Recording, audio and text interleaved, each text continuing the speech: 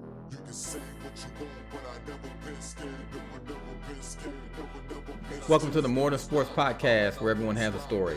By popular demand, I have a special guest on the podcast today. This player has won a city championship in middle school with the Turner Tigers in Shreveport, Louisiana, multiple state championships with Southwood High School, an AAU championship. This player has been honored with all district, all city, and all state honors on the hardwood. She capped her senior year with being named the MVP of Shreveport Bossier during the 1997-98 basketball season. After leaving Southwood, she spent some time with New Mexico State and a short stint at Tyler Junior College. Soon after leaving college, our guest joined the Army, where she would eventually retire. Her next chapters would include some time co-managing the Shreveport Sun, a semi-professional basketball team in Northwest Louisiana, and a short stint of coaching at Green Oaks High School. Our guest is one of the most influential players in the history of Southwood's athletic program and one of the most dominant players in Louisiana history. Our guest on the podcast today is none other than Krystal Jackson. All right, welcome to the Morning Sports Podcast. I am here by popular demand. We're here with Krystal Jackson, Miss MVP herself. So we definitely want to welcome her to the show and thank you for your time. How are you doing today? I'm well. I'm well. Thank you for having me. Well, Thank cool, you. awesome. So, like I said, a lot of people have been asking to hear your story. So, I'm pretty sure you have quite a bit to share. So we'll jump right into it with some of the questions. And the first thing I normally ask everybody is, when did you start playing sports? I played sports pretty much all my life. I didn't play organized sports till I think I was 12. Okay. So where did you like did you when you were saying like you didn't start playing organized, you kind of just started playing in the neighborhood or with Absolutely. family members? Yeah, playing in the neighborhood with cousins, anybody that would play any sport from football, basketball, baseball, track. We probably did it all. Country, running barefoot in the street. So anything, I was a tomboy definitely. Um, anything a guy could do, I definitely wanted to challenge it. So that's pretty much how it kind of went from there. Okay. Like so would you say you were like a natural athlete? Like whatever sport you're out there playing, you kind of picked it up naturally or was that something you had to work on? No, I think it came naturally. Um, Okay. just out there playing, everyone would want you on their team. Um, you pretty much get picked first, so it was a natural thing. I guess they could also see the athletic ability uh, and the fearlessness to just want to play and be out there. And I think that's kind of how I just kind of went from there. Okay. So you were saying like you really didn't start playing organized until you're about 12. So all that time, like when you were kind of like in elementary school and things of that nature, there were organized leagues out there. Was there any reason like you didn't play? So we moved to Shreveport when I was 6 or 7. So there were things at like the church. My elementary school didn't have organized. You know, you played PE and all those other activities on recess, but it wasn't anything that would just really spark my interest to say I want to be on something organized. It was just more or less who we playing in the neighborhood. So um, when I went to Turner Middle School, the coach actually asked me, would I try out for the team? And I did, and I made it. So that kind of went from there. I actually started swimming first. Swimming was actually what I did first, and actually had the opportunity to get ready to go to Junior Olympics. Then I picked up a basketball, and I kind of slowly moved away from it. I still would go swim here and there, but it wasn't a passion to do it further than it was when I was playing basketball. Okay. So just help us out, the people that have lived in Shreveport. Where were you swimming at in Shreveport? I can't remember too many pools in the area, so help. Yeah. So we lived off of Pines Road, so we always had Bill Cockrell. So there was always an outside pool here to swim at. Okay. So I would swim there, and then there were I can't remember the Y that had the inside pool, but I would go there during the winter time to swim. So Okay. So you're saying you possibly had an opportunity to go into the Junior Olympics. So you were pretty competitive there. Like were you in with the team, or you just kind of worked with a coach? Working with a coach. My mom put me in swimming when I was around 5 or 6, and swim coach there actually saw me and was like, "Hey, she has a real talent. I just want to work with her." And she would coach me on, and then I ended up getting another coach who taught more of the different techniques like the butterfly, the breaststroke, things like that, the backstroke, and he was like, "Yeah, you could really go far with this." So we started preparing. Pretty much, it came down to how many times I was training during the week. Was preparing for that. Okay. Yeah, because that's not normally a sport you hear a lot of us partaking in. So, Absolutely. I uh, love water. I still love water to this day. I still swim when I have an opportunity. So yeah, I absolutely love the water. My niece, actually, my great niece, is actually training for Junior Olympics in swimming. So it just kind of carried on to her. I had her this summer for the same reasons of training. So she's actually with a swim program in Shreveport called Southside. hmm, And then when she comes here to Dallas, she's with Mars. So okay. she's in there. All right. All right. Cool. So, like you were saying, you migrated eventually from basketball away from swimming. Like, was there ever a conversation like with your mom? You said your mom put you in swimming when you were 5 or 6. So when you were making this decision to transition away from the sport that she put you in, and obviously you showed promise, like, was there any conversation between you and your mom as far as not swimming any longer, or at least not taking it as seriously as you were before? No, not really. Once I picked up a basketball, her thing was who's gonna pick you up for practice. So my older We hear a lot of that. Yes. So my older sister stepped in and was like, "I'll pick her up for practice. Don't worry about it." So that's kind of how I kind of transitioned into that. But I would still go swim on the weekends and things like that. It's not like I just gave it up, but it just wasn't the first priority after that. So why do you think that priority shifted from swim to basketball specifically? So like you said, you were playing everything in the neighborhood, but like, why do you think like you were swimming for so long at such an early age, Mhm. then all of a sudden you just make a pivot to basketball? Like, why do you think like your passions changed? I think it was more or less I was able to be around my friends more. With basketball, due to swimming, you don't have a lot of, it's just you individually. And Mhm. with the team atmosphere, with basketball, it made it easier to say, I want to go on over here and try this because my friends are doing it and I enjoy it and we building camaraderie. So Right. it was an easier transition than saying, I got to go swim by myself while you sit on the sideline looking at me. Yes, it made it a lot easier just to say, "Hey, I want to go over here. I got this friend, this friend, this friend playing. Why not? Let's see where this goes." Right, absolutely. Okay. So you mentioned earlier you were going to Turner, Yes. and I'm assuming the coach saw you in PE playing Mm. basketball, He and he kind of approached you. Could you kind of walk us through like how did that happen? Did he just walk up to you one day like, hey, show up to practice? Yes, so they would see us playing in PE, but they would also see us playing on our lunch breaks. So that's when the guys would play, and we would want to go outside and play with the guys. And one day in PE practice, Coach Brown was like, "Have you ever thought about playing basketball?" And I said, "No, I hadn't really thought of it, but he was like, why don't you come to tryouts?" And I was like, okay. Hadn't told my mom a thing, just went and made it. And then told her, hey, I'm on the basketball team. And that was, well, who gonna pick you up? So that was pretty much how it went. And on that team, I had Tanisha Butler, Nicole Butler, who also were with me at Southwood. At Tony, at that time, her name was Tony Mayberry, but I think it's Tony Martinez now. She was the coach at Bird.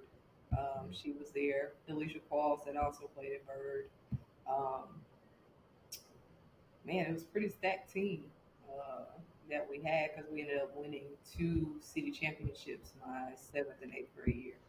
Hmm. So Wow. Okay. yeah, Just just started early with the ships, huh? just Okay. started early. started Uh, over. so what? I guess what? And I guess that's always a question of mine. Like, so from going playing neighborhood ball into organized ball, like how was that transition? Uh, I come from a military background, so really my discipline level has always been there. So if a coach says something to do, it's not hard for me to make a transition to do that. So going from organized sports, I mean, from playing outside, kind of just no rules apply to coming into organized. It was an easy transition for myself. I watched the game enough on TV to understand what you could and couldn't do. Um, it was more or less learning how to control emotions more than anything. Okay. Hmm. So those those girls that you were playing, or those people you were playing with in the neighborhood, or other girls you were playing with in the neighborhood in gym class and during the lunch break, were those the most part the same girls on the team, or was that a Yeah, separate group? no, Okay. it was the girls on the team. In the neighborhood, I was usually the only girl on the court. So Okay. yeah, it wasn't if Tanisha and them had to come to my neighborhood or I go to theirs or vice versa, go where Delisha that for us to actually play outside our gym, our home gyms or anything. So Mhm. we will meet up, call up and stuff like that. So just to kind of help some of the younger generation, so you guys actually played outside, and you guys went and found other people to play with that was also outside, Yes, we and you played guys outside. played.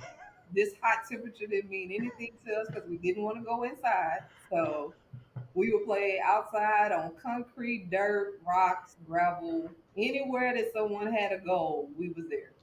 If it didn't matter if we had to roll it out the yard, if we had to put it in a street, a corridor, we was playing. We was gonna find some way to play somewhere. So yes. Right, absolutely, absolutely. So, like you said, did you come and play that your sixth grade year, or did you first start playing your seventh grade year? No, sixth grade year was strictly swimming. Um, Okay, and then seventh grade year I ended up playing. okay. So that seventh grade year, were you just primarily, were you come straight in? Were you starting, or were you kind of bench player coming off? Nope. I started and ended up starting my eighth grade year as well. So Okay. I was one So, of those. I think I've been this size since then. We were pretty big growing up. So by the time we were in seventh, eighth grade, we were already standing 5'8", 5'9", coming in. mhm, I eventually got to 5'11" in high school, but we were big all around. mhm. So we had the ability to play all positions then. So I Okay. played one there as well. Okay. So your first year coming in seventh grade playing organized sports, you said you guys win the city championship. Like, what is your expectation there? Like, are you like, all right, this is pretty easy, or was that a hard fought city championship, going through the whole process in the season, and then going into the playoff? No, it wasn't hard. The hardest game I think we had was more or less um, back then in Bossier. They had a team. I want to say their middle school might have been Eden Middle School. My best friend Misha McClouden played on their team. And it took the guys, Arnez Battle, Nicholas Sinville, Corinthians Johnson, all of them yelling out there, oh, there go Michael Jordan, there go Michael Jordan. I think we ended up losing. That was the game we lost just because they were cheering pretty much for her. And I thought they, oh my God, I was so hot at them that day. I didn't even want to stay for their game. I was like, I hope y'all lose. I mean, I was real salty. I was not. So, and she had nobody else on her team. It was like her by herself did it. So we became friends after that and ended up playing AAU ball together. So Okay. Well, that's what they say. Sometimes you can't beat them, join them, right? exactly right. Oh my God. Yes. So okay, so after, like you say, you kind of win that city championship your seventh grade year. Like at that point, season's over. You guys still practice. I'm assuming that spring. So like, what do you do over the summer going into your eighth grade year? Oh, ended up actually playing AAU basketball. That was the first time actually being introduced. So all of us that was on that team, we actually ended up going to play for a coach named Wiggler. And he had got pretty much all the girls our age around the city. From Bethune, I think there was Yashika Atkins. Um, we had, like I said, Delisha Qualls, Nicole Butler. I think there was a couple of girls from Woodlawn that was on there, and we did really well. did really Okay. well. So So how does that work? Like, how did he? I guess you say he found y'all. Like how does that work as far as like being recruited by a coach for AAU in middle school? well, it was more or less like pretty much what we were going to do for the summer. Hmm. And one of the girls mentioned that they were going to play AAU basketball, and so they stated because they had played for him the year prior, and he had asked if he could ask myself and my mom if I could come and play with his team. So that's how that ended up happening. Hmm. So how does AAU ball differ from during the season playing ball? You have more. It's still organized, but it's more or less where you can actually show off your talents.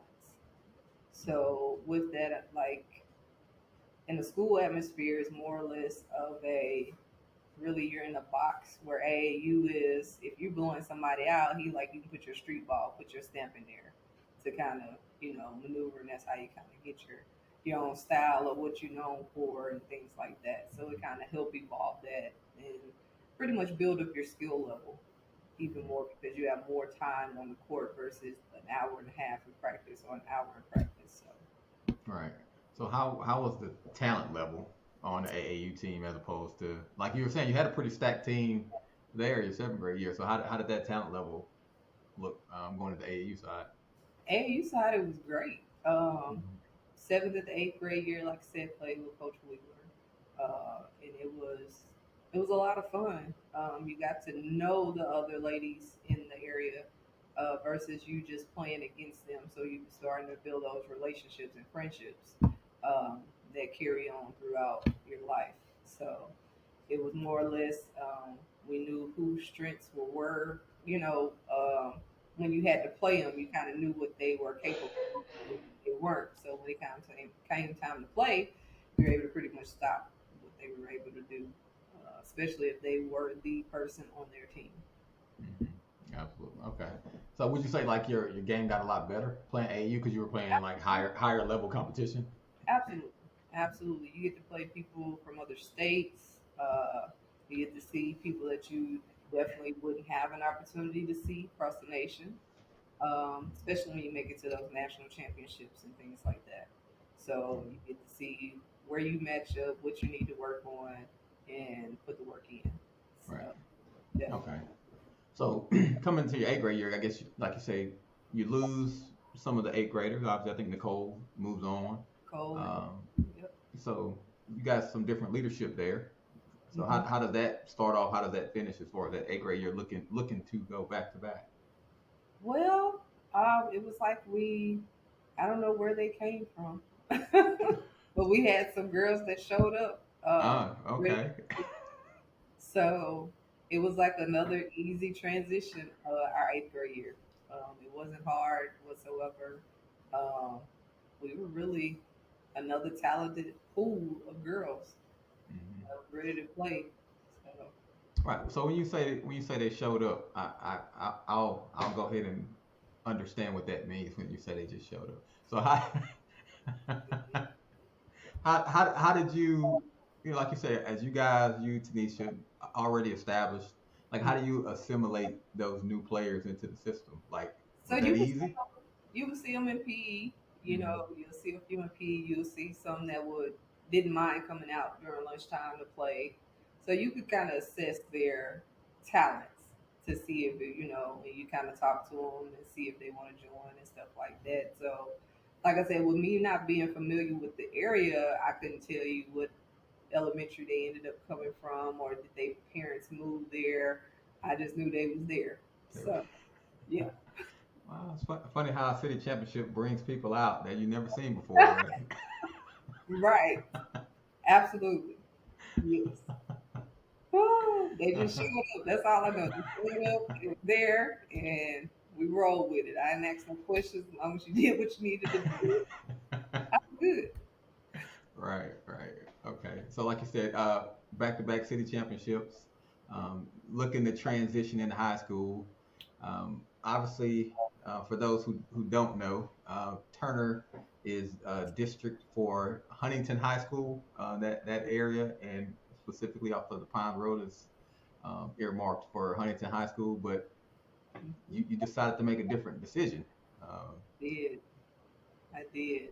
well, Well, my mother actually wanted me to go to Evangel, and I just happened to actually have a conversation with Coach McDowell. And well, okay. Well, let me put a pin there. So how like when you just say we just had a conversation with Coach McDowell, like did he just show up to Turner one day? Did he like did showed up you? to the championship game actually. Okay. So that's kind of like their big thing. So we had Right. all the coaches from the high schools there Hmm. because we played them at Captain Street, and even the Captain Street, like all the coaches came to try to talk to us then. Um, but he stood out the most, and Okay. he pretty much let my mom know that I would be taken care of, things like that, and that you didn't have to worry. Um, Okay. but the only downfall to the transfer would be that I would have to sit out a year because I was out of district. So Hmm. we were able to go over there on the M&M transfer. Right. Okay. So and we'll speak a little bit about Coach McDowell down the line. But when you say he stood out from the others, like what specifically stood out, or separated him from the other coaches that were coming to He was recruit you? he was quiet. He wasn't real aggressive with that. You need to be over here. This is what we gonna do over here. This is what I can make you do and stuff. He wasn't anything like that. It was just more or less he spoke highly of the school, what their academics were, and that's all my mom loved. Um, and what type of program his basketball was in and where he could see me going. So he pretty much laid it all out for her to have a better understanding, and she was Okay. happy with that. And I guess I'm just curious from my so like you said, all the coaches, high school coaches in the area came out there to watch you guys in the city championship. Like, how does that work to where one coach gets a certain amount of time with you guys? Like, how does that work? Like, is a guy just like, hey, come talk to me, and there's another guy like, hey, come see me? Like, how does that But work? Where you get they're going to coming from the back, after your game, the next game is the guys. hmm So in between you going to get candy after games and some popcorn and stuff, they're out there. So they're mingling with you out there and talking to you and things from there. So it was like a so at that time Nicole Butler had already went to Southwood. So she actually was like, "Hey, my coach want to talk to you." okay, So she kind of just maneuvered me to his direction where he was sitting in the bleachers. And that's kind of how that went. But no, they'll stop you anywhere they see you. It didn't matter if they wanted to make sure they had a conversation, they were going to be there. okay. So all right. So did you know other than that? Did you know anything else about Southwood? I absolutely knew nothing about Southwood besides what he told me. Okay, so you had no idea what you were getting into, whether they just won a state championship last year or they didn't win Well, any games. I knew that part. I knew that Okay. they hadn't won state. I think at that time, Bird had just won state. It was either Bird or Huntington. One of them had just won state. They were pretty much the two teams in the city at that time. So I want to say Huntington and Bird. So I think Huntington won, then Bird won. It could be vice versa. Well, and I guess that's interesting too, because like I said, you were in the district for Huntington, Yes. and if they were even if they won or if they were in the running, they were a really good team.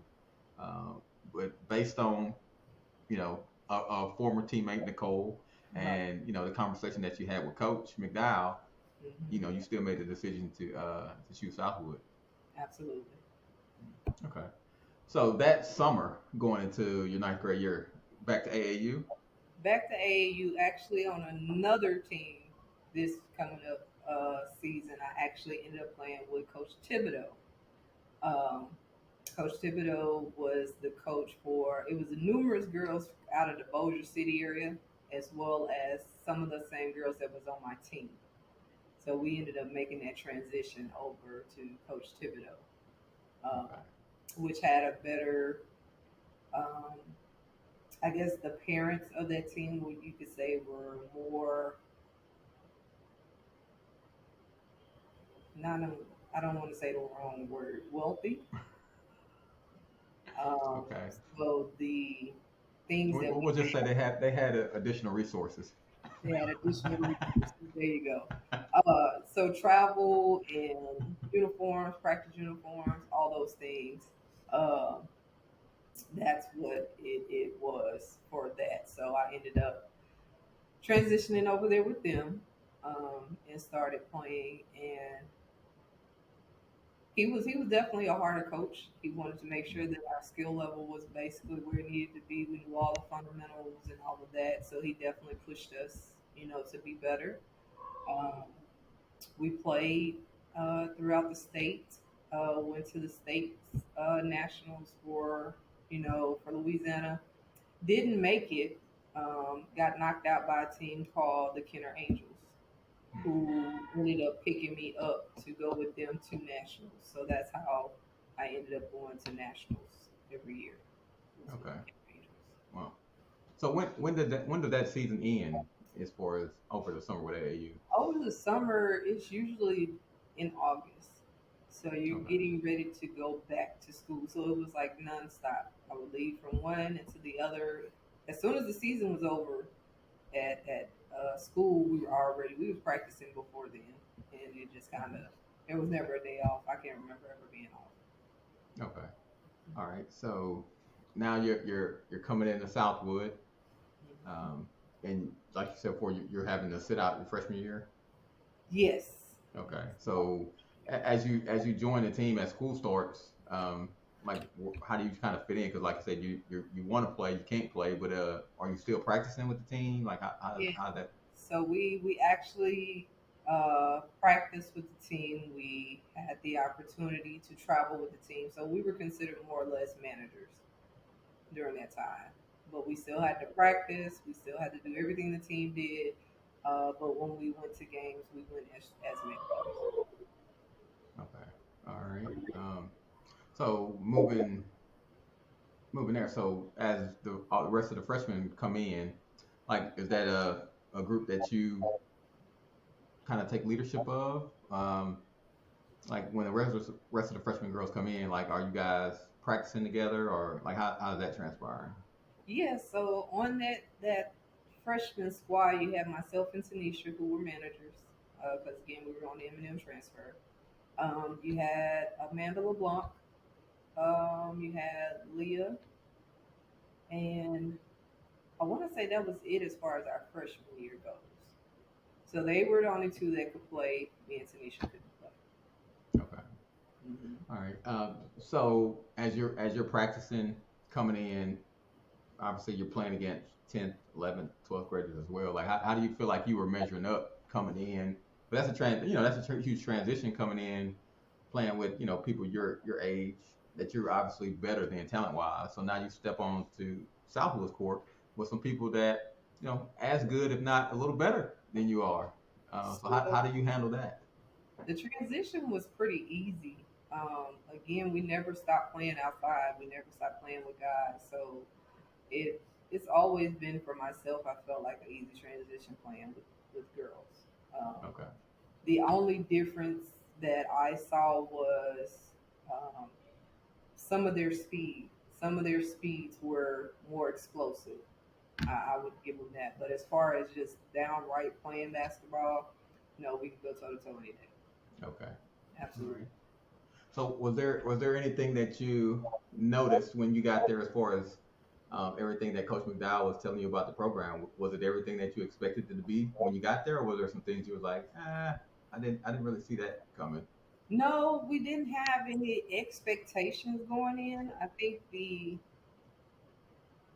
biggest transition, I think, was more or less all the running that we did. So it was like, we got to do another suicide, or we have another up and down, or we have another one of this. So it was more or less that type of change. But his discipline, as far as how organized the team was and how well the seniors and those that have been there stepped up to let you know this is how we operate, that was definitely evident. So any bad attitudes, anything like that, was not to be even thought about bringing in this court. So Either get it together or you go. We're not keeping it. Okay. So how did you transition? Obviously, you kind of spoke to the basketball side, but like, how did you transfer like student wise? Like once you Student got wise, into. I did well. Never had any problems at school. Always been an AB school student, so that was pretty easy. I think it was more or less a culture shock going at that time. We were the minorities big time, so I Okay. think that was more or less how to transition with intermingling with the different students, Right. but never they didn't really have a problem with that either. It was just more or less, how do you maneuver through here, and then boom, we start having racial fights. So I think that was the biggest part of it. But like I said, we wasn't even involved in any of that. We got pushed into gyms and stuff so that we wouldn't, get any time off or stuff or suspended. So that was probably the easiest transition. Right. And you spoke about that earlier. So at Southwood, just for everybody else that will be listening, there I'll probably say at that point, the demographic was probably 70-30. I Yes. would probably say Yes. 70% white, 30% black, and yeah, there were time to time some heated arguments that Def- led into some physical altercations, and Absolutely.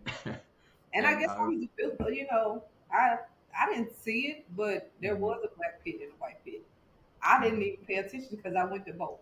So, and now that I look back on it, yes. But then I was able to go to both, so it didn't bother, myself, or I just naive. It just probably went over my head. Well, Yeah. I think, and you mentioned that earlier, like just sports in general. Like if you're already playing with players, that white players, black players, whatever, like you Hmm. you just know that's your player.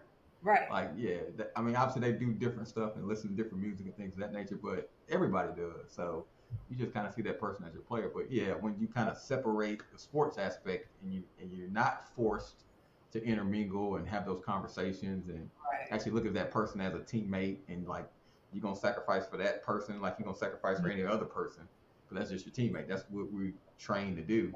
Yes. If you don't have that background, yeah, you step away from it. Yeah, it's a lot more segregated thinking Right.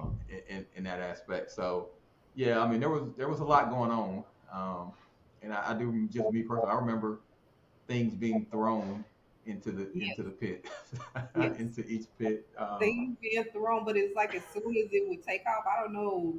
It was like Superman. We got pushed immediately in the gym, so it was like we was cut off. We didn't even. They were like, "Oh, did you see?" We didn't see nothing. I was just trying to go get some lunch, and now I can't eat, and I got practice in 2 hours. So, yeah, Right. Did Coach McDowell ever have any conversation with you guys? Obviously, you mentioned he just kind of pulled you guys into the gym, but like, was there any other like detailed conversations as it relates to that? Because of absolutely. In practice, he would let us know that we're one team, we're family. What's going on out there? Don't let that interfere with what we have going on. Treat your sisters, the same. Y'all are sisters in here, and don't get wrapped up in all that out there. And that's kind of where he would leave it, and we would be like, we ain't got no problems like that, Coach. So, mm-mm. So other than that, no.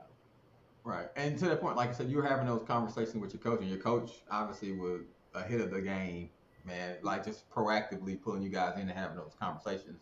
Like as you as players, did you guys kind of have any internal conversations about some of that stuff? No, we actually didn't. It was just more or less some of the, we all had friends that may have been involved that may have gotten suspended or whatnot, but we never let that ever interfere with what we were trying to accomplish. So it was like, you, my sister, and that would be the end of the conversation. Like, we wouldn't even go into any depth or deeper discussions. It was just like, I got your back. All right, awesome, awesome. Okay, so this freshman year, as you're watching, different teams play, freshman, JV, varsity. How do these teams perform? Like, are you taking notes? Are you picking up tips as you're watching and being involved in practices? Like, as they kind of transition through that season, like how's everybody performing, and how are you trying to grow as a player, not being able to play in the game? So, like I said, through practice, we had to still go through everything that they were having to go through. So it wasn't anything that was missed there. We actually had other managers. We would just consider that on paper so we could travel with Yeah. them, did everything, with them. But we had to do every drill, every practice, everything that they had to, we had to. So um, it was more or less learning how high school works, who are who, different players, what grades they were in. So you were taking mental notes, not knowing that's what you're doing.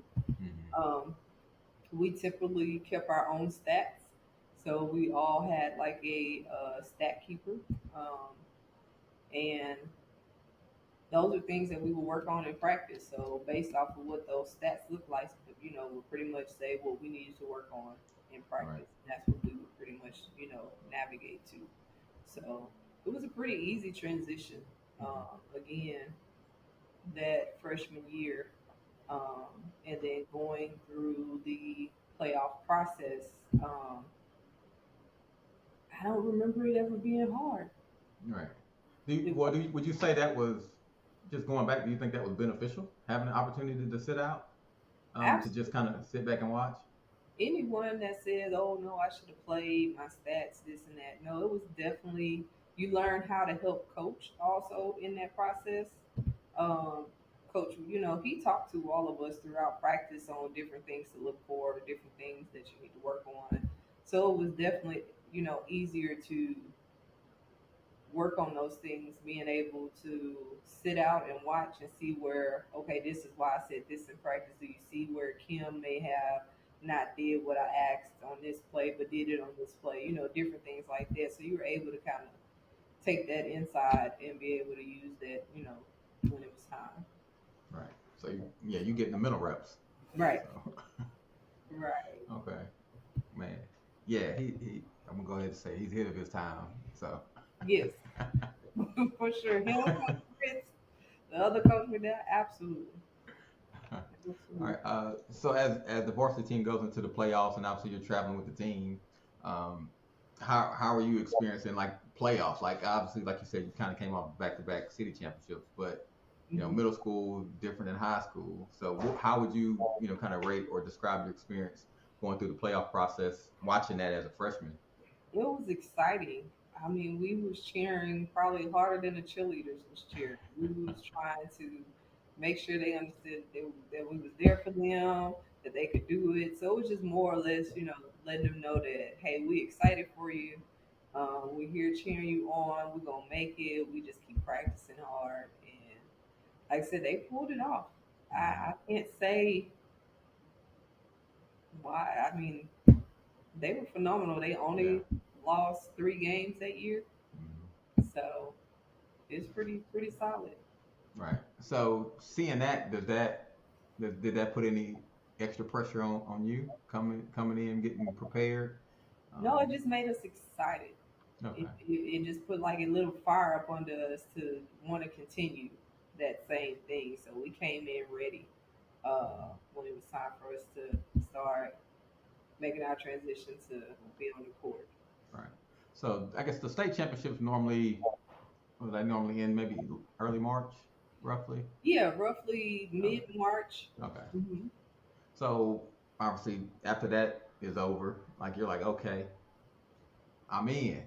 Put like Right. it's time to go. So I'm assuming you guys still practice a little bit, before the end of school. So It was how are you inserted differently now that you're moving forward, eligible to play?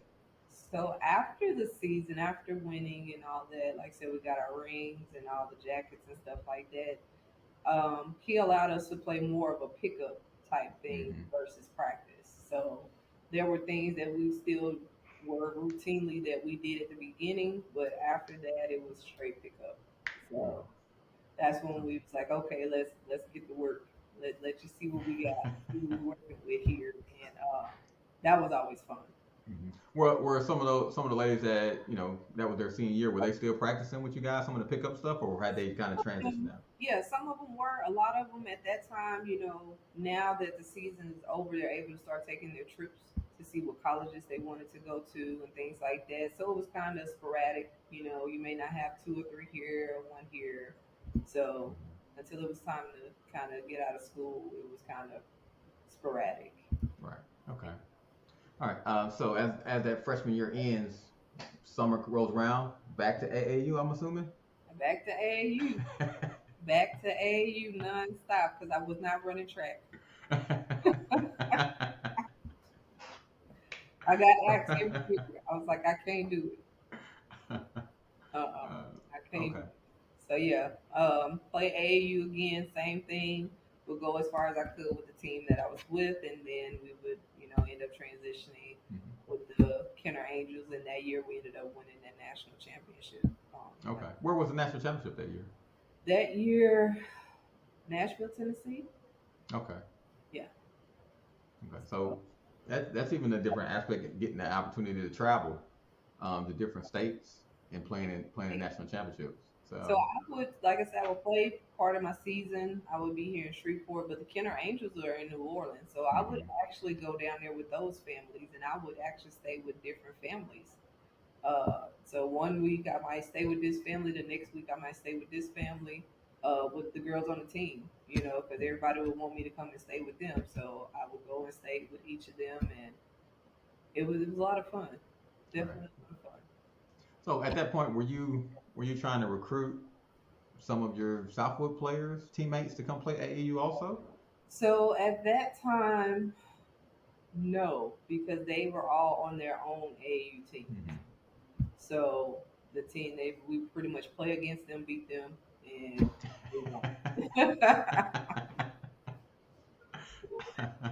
Then move on. So no shade, but Okay, hey, it's how just the check the record book. It's there. So. is there. And then, like I said, if we didn't go where we needed to go, then I would end up transitioning with them to Right, start that rounds of things. right. So how was the conversation with your folks as it relates to doing all this traveling? I mean, obviously you still in high school at this point, you know, Yeah, 15, 16, 15, and 16. you traveling to Tennessee and things of that nature. My And mom, I'm assuming your parents went and traveling to the national championship game either, or maybe they were. my mom came to every game I ever played. Okay. She actually retired. I have older parents, so by the time I hit high school, my mama was already 50, 60 years old, around that. So she ended up retiring for GM. She had been with GM for over 20 years. My dad had retired from the military 30 years, but he had passed away when I was 10. So my mom was pretty much a single parent, you could say. She never remarried, but she was at every game. So when I would go down, to travel or anything, she would be there. So it wasn't like I was going by myself. She wasn't having that. But she would let me go for my practices, weeks at a time down there and so forth. But anywhere we traveled to, she would always be there. Okay. Yeah. And do you think that helped you as far as having that extra support there every game? Because I know, I speak to a lot of people, and some people, some players, they don't want family there. Some players, they do. They benefit from it. I didn't have a choice. If she was gonna be there, she was gonna be there. Ain't no talking back. I was not about to get smacked. The only answer you could give was yes, ma'am, no, ma'am. So did here go the schedule, and she made her arrangements as need be. So, but no, it was good to have her there. Definitely, Uh, definitely so, good to have so her. would you say was she more just of a KJ fan, or did she really become a basketball fan? Did she kind of grow into becoming a fan of the game? So my mom actually played high school basketball. She Ah, also ran track. So she and my father both were big sports fans. Period. Back in the '80s, like I said, 49er fans, Laker fans. So we were always watching sports at the house. It didn't matter what it was, boxing. It could be anything. Um, so she still to this day, all my mom has on her TV is NBA TV. She watches games from back then to current. She can tell you who she like, who she don't like, and she's nonstop. Uh, no, she's always been an avid fan. okay, cool. Okay, so now we're rolling into sophomore season. Mhm. Uh, Sophomore how do things shake up when you guys get to school and start camp? For the most part, are so you are you implemented automatically into the starting lineup, or you working your way in? so no, I automatically started, but coach made it very clear that we still had to try out. He made that clear. You still got to try out. Every year we had to try out. There wasn't a year that we did not have to try out, but we had to try out. We tried out every year. So all right, and then obviously you have new girls coming in also. Did you? And I guess how was that? Did you get a lot of people just freshmen coming in, or did you get transfers coming You in? had transfers that came. You had the freshmen that were coming in. You had those who, after you won the state, wanted to try out all of a sudden. And we go through tryouts, and once those certain people made the team, it was really, are you willing to stay and really put in the grind to see where we're trying to get to? So Right. if your attitude was too bad and you was talking back to coach too much, we was running you off. Like, you're not gonna have us out here running all day. We're not doing it. Get your mind together. I don't care if you can make a layup, whatever. You gotta go. So our teams were pretty small. We would probably end up with 8 to 10 girls every year. So it was really, we didn't want anyone on the team that did not have the heart or the drive to get to what we were trying to accomplish, and we didn't want Right. any distractions for that whatsoever. Mhm. Would you say that was an easy task to kind of weed out some of the players that was maybe there for their own glory? Absolutely, it was pretty easy. Like I said, we had pretty tough workouts, so if you couldn't muster it up or get through a workout well enough, you pretty much walked yourself out Mm. easily. Um, like I said, anyone that will cause any disruption during practice, we would be the ones be like, get out, go. Coach didn't have to say much of anything. So Yeah. when you were having these tryouts, how many would you say would show up? Like you said, you're running 8 to 10, but that first day of trials, how many ladies were showing up? Man, we had a gym full of people that tried out. And we probably rostered about 15. And like I said, and the others would end up going to like JV and things like Mhm. that. But on the varsity, we would roster about 15, but it always dwindled down to like 12 to 12 to Mhm. 10, 8, somewhere in there by the end of Right. the season. Okay. So as the season starts, um, obviously, like you said, you're brand new role. Everybody on the team, you guys practice quite a bit together. Yeah. I guess you didn't have a bunch of time to play during the summer because all you guys were doing your own thing with AAU. Hmm. But as you come in and as the season starts, did it take a long time for you guys to kind of get some chemistry together, or was it day one you guys were hitting the ground running when the game started? No, you definitely have to shake off the cobwebs. Everyone didn't play during the summertime. A lot of them would work, some of them would do other things. So just getting back into that shape to be able to breathe and run up and down the court. So you definitely have some cobwebs, some misplays, some miscuts and stuff here and there. But by the time we was ready to play, it would all be Mhm. at the point that it needed to be at for sure. Okay. Now, talk to me about this Southwood Lady Cowboy press. Like this press that was one of the cornerstones of the organization and the franchise. Like, how did you guys communicate as far as when you guys were working on that press? So for us on the press, depending on which one we did, um, it would normally be myself, Nicole, Jessica at the top, Tanisha and Tab at the bottom. We were pretty great anticipators, pretty quick. So um, we were taught to move as strings. So if you were going to trap this way, we should already be dropped down to a certain area.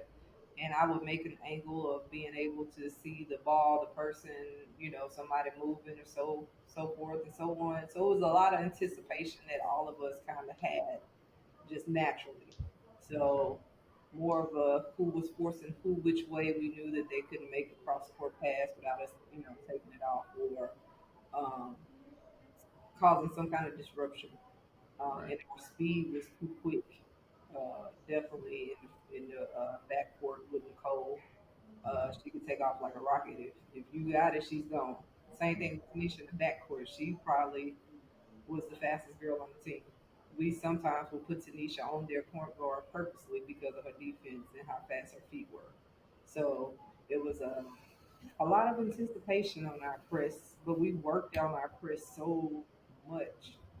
Um, I don't think there's anything in practice that we didn't do repetitiously that it became a habit, like naturally movements when it came game time. So Right. it was consistent. No, and it was great to watch. So. If he called it out, we was there. And if we missed it, we heard about it from the teammates, not coach. Not good. Uh, well, and I guess that's important also. Like you mentioned earlier, you guys did a lot of internal between the players Yes. accountability. So how did that start? Did that come from when you stepped on the older players were already doing that, or like how Yeah. did that come about? We had great seniors my freshman year: Janelle Miner, Jennifer Maxey, Kim Waddles. They all, and then at that time, I think Tabitha Jackson was also starting at that time, and they were just great when it came to being that extra coach out there and holding you accountable and why they were holding you accountable. So it just pretty much taught you how you should carry yourself as a lady cowboy and what we expect of you, and don't let anyone ever interfere with that. So it just kind of rolled over to us naturally. So you pretty much brought a lot of the same people back, but those that did end up, actually joining and actually stayed understood what the end goal was. And Right, it was right. easy for us to discipline ourselves within the group because we did not want coach to have us say anything. We didn't want to run. That was like the biggest thing is that we don't want to run besides the running we know we have to do. Right. So like I said, coming off that freshman year, you guys win the state championship. Like, did you notice any increased attention on the team as it relates to when you played other teams? Were you getting maybe a little bit of a tougher game? Were the referees calling games any differently, just from your perspective? I know you wasn't out there that freshman year, but uh, starting your sophomore year, how did you see things differently since I you guys were did. coming off the state championship? Felt like teams were definitely out for us. Definitely. Um, they had special things or special defenses for our team, but it was just we just had too much firepower. Even like I said, our sophomore year. At some point, yes, we started feeling like the referees were like getting tired of seeing us win, for sure. Um, what we would consider to be, we took charge as well. That was one of the staples of what we did. And I felt like a lot of those that they would call, we would go back and watch film and be like, that was a charge. And they called a block. It was like, are you trying to get me out the game? Mhm. But like I said, coach taught us well on controlling those emotions. You never seen us ever get upset on the floor Mhm. because he wasn't having it. Right. He, Well, I'll say I've seen you guys be passionate about yes, playing. Like, yeah, like yeah.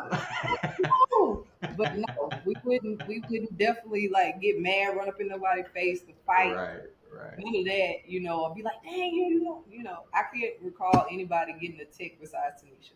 And that was probably off of she probably took a charge and she was like, okay, I've been taking this charge all night. And, she probably like slammed the ball or something and they gave her a tick. And I was like, really?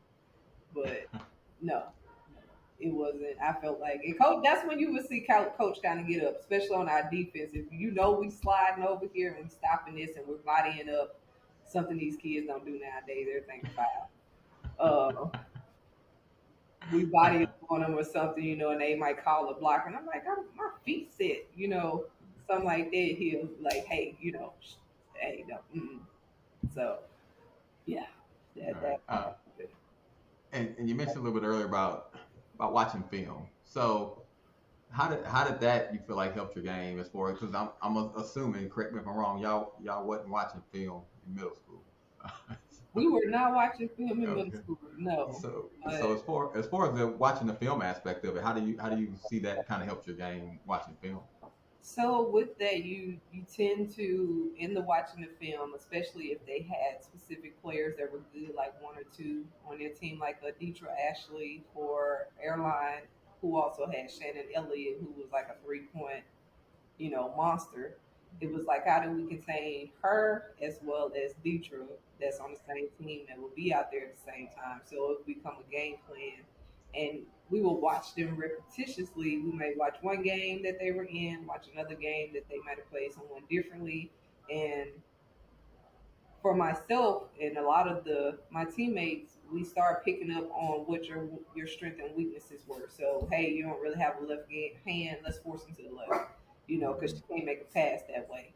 Or hey, she likes to bag down once she gets here. Or hey, once she gets here, she likes to pull up, make her keep the ball in her hand. So it'll become strategies like that that we would end up picking up on. Or Right. coach would say, hey, hold this person to this many points and this many rebounds, and we win the game type thing. So that's what those kind of days and started coming Okay. Right. Man, I'm trying to think, man. I can't recall maybe one time watching film with Coach Marley. to. Really? I maybe once. Wow. No, if we could, like, especially during tournament time, if we knew it was going to be the winner out of a certain game, coach would make us go to the game. Like, we had to watch them then. And he would also try to get, film on them also so he could watch and then, translate back to us if we didn't have time to watch it together. But we would have to go and watch the game and actually he'd be like, hey, pay attention type thing. And we'd be like, okay. So, yeah. Okay. Wow. All right. So as that season progresses, this sophomore year, are you performing up to your expectation as the start of the season starts, and as I, you get into it? I think I am. I'm performing to what his expectations of what he needed me to do. So we all had specific goals and rules, um, pretty much different layouts for different games. So when we're before the game start, hey, I need you to give me 15 and 10 rebounds. I need you to give me this and that, and we win. So more or less, okay, this is what I need to do. So let me make sure I do that to make sure that we win. If he tell me he need me 20 rebounds and I don't need to get 6 points, cool. That was just kind of our attitude. It wasn't how we stacked the book. It's what you need me to do so we get to the championship. So that's kind of how we looked at it. Okay. So as you get into the playoffs, is high school playoff basketball what you expected it to be based on what you saw the previous year? Definitely, it was very exciting, very fast paced. Like I said, when you're watching it in the stands, it's different. Then you're on the actual court. It becomes way different, way faster. Your nerves, you got to shake your nerves off now because you're out there and snap back, get your mind together. Um, so it was definitely a lot of fun until that championship. So let's sit on that. Like, how do you think things could have went differently in the state championship? So, uh, based on your perspective. So they had a lady on their team. I can't even remember her name, but she was like the big person down south. She was like their player of the year down south type thing, and um, she the referees really wanted to see their team win. So I think I ended up fouling out. Tanisha ended up fouling out. I think Tabitha fouled out. Stop. Um, who else? Sorry. Ah, You you're good. now go on somewhere. Move.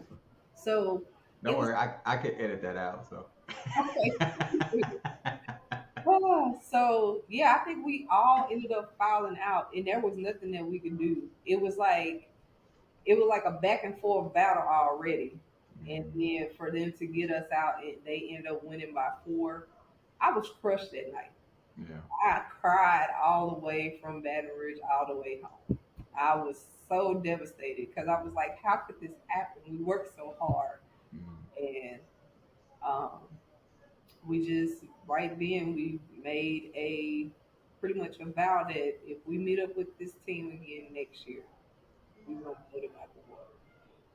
Right. So it was tough. It was hard because I think the track team was down there also, and they came to the game and they was cheering us on. And because it was tough. Yeah, yeah, It I was can. definitely tough. But we still So got runners up, but it still didn't feel the same. it is, right. It didn't feel Um, the same. We lost 6 games that year. yeah. How that conversation, in the locker room, like what does coach say after you guys? Obviously, like you said, a lot of calls didn't go your way. Yeah, a lot of calls And didn't it, go our way, and he said that, I know a lot of calls didn't go our way. He was like, "But you hold your head up, definitely, and know that y'all fought well, um, and that they pretty much their whole team will be coming back except for her next year. So if we meet up with them again, we'll let them know, who's truly the champions." Um, but he was kind of tearful eyed as well. He saw the hurt in us as well, so. Um, he was like, "We just gonna, get back on the drawing board and we're gonna make it happen." So he's like, "Y'all go on home and relax and rest. We'll take a week off and we'll start back up." So that was so pretty. how is that like once those seasons are over? Do you need that break, or are you looking to get right back at it? No, like I said, we're already practicing on the weekends for AAU, so it's not really anything that just stopped. You still going anyways, and anyone can call you at any time. We're going outside to play. It was never a stop. It was like, hey, can we get on base? Can we go to a church? Anybody outside? Because you can't go play in nobody's yard if they mom and them not there. You just can't go take over their goals. So Right. a lot of at this time we're starting to get older and we want to make sure that we can still play for long periods of time. So Okay. it never. All right. So like you said, now you're closing out that sophomore year. I mean, as it relates from a school aspect, like, are you guys being treated differently? And when I say differently, better than a lot of other students because of your basketball status? I didn't see that. Maybe some of my teammates did, but I was so nonchalant about everything. Teachers speak, they spoke. I didn't feel like I got any favoritism because coach making us do study hall, so we all had to have certain grades anyway. So it wasn't like we were given any grades or they marked off. We actually had to do the work. So I didn't get that. I wish I did. But I didn't see any of that wonderful. Um, hey, the teacher let me sleep today in class. No, because coach was one of those coaches who went around and wanted to make sure where they sleeping in class because he was gonna make us run. So he was definitely about discipline. If a teacher knew that we played on the team, they would just have to tell coach, and they knew that they would get it together. So. And you mentioned earlier about study hall. Like, when was that, and how did that get set up? So a lot of times, our JV or someone will be practicing before us, or cheerleaders might be practicing before us. So right after school, you know, we would have to go in our locker room and actually go do our homework. So, Coach Fritz, he was also a teacher, so he would come in and check with us and make sure we was doing it and make sure that it was all completed. So that once we did get home, they concerned to make sure we could eat and go to bed. We didn't have to be up late doing other things if we didn't have to. Okay. Huh. Yeah. No, didn't know that. That's again ahead of its time. Like, that's more of a college type program to have your kids in like a study hall type of deal. Yes. Yes. Okay. So sophomore year in, Yep. back to AAU, right? Back to AAU, same thing, same transition. This time, this is when I get to meet, Sue Bird, Swim Cash, all the girls that played up north. This concludes part one of my interview with Krystal Jackson. Please stay tuned for part two as Krystal covers her remaining time at Southwood and much more. Thank you for listening to the More Than Sports podcast. Please like, subscribe, and set your notifications so you can be up to date on new content. Also, if you have a story you'd like to share, please reach out to us at mystory@morethansportspodcast.com.